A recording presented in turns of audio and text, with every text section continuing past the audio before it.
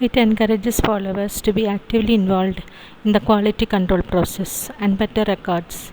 It clearly communicates standard of care to subordinates, facilitate more efficient use of health resources.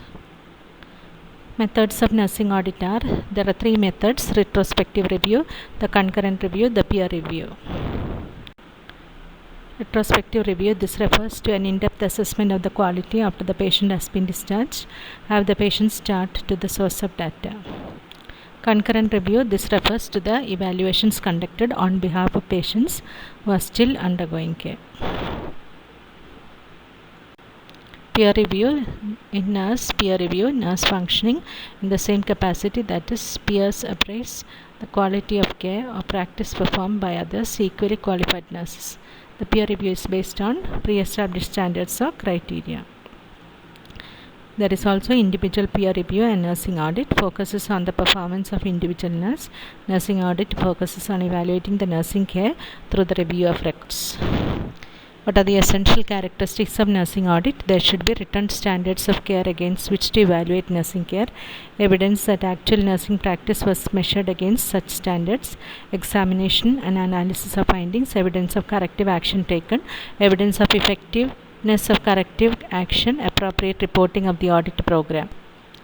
Training for auditors should evaluate the following: a group discussion to see how the group rates the care received using the notes of a patient who has been discharged.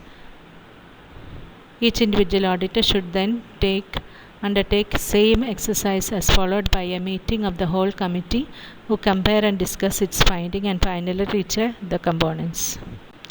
Process of nursing audit: set the key criteria item. It should be measurable against identifiable values, set standard, and in terms of desired patient outcome. What are the methods to develop criteria are: define patient population, identify time frame work for measuring outcomes of care, identify commonly recurring problems, state the patient's outcome criteria, state acceptable degree of goal achievement, specify the source of information. Prepare audit protocol, keeping in mind audit objectives, target groups, methods of information gathering. Criterion are measuring, identifying the time framework for measuring outcome of care, identify commonly recurring nursing problems, state acceptable goal achievement. Design the type of tool. Quality assurance must be a priority. Those responsible must implement a program, not only a tool. Roles and responsibilities must be delivered. Nurses must be informed about the process and results of the program.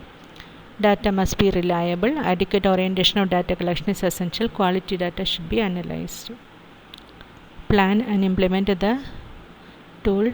What is to be evaluated, who is going to collect the information, how many sample in the target group, and the time period. Recording, analysis, concluding. Record the information, analyze the information, make a summary and compare with such standard. Conclusion.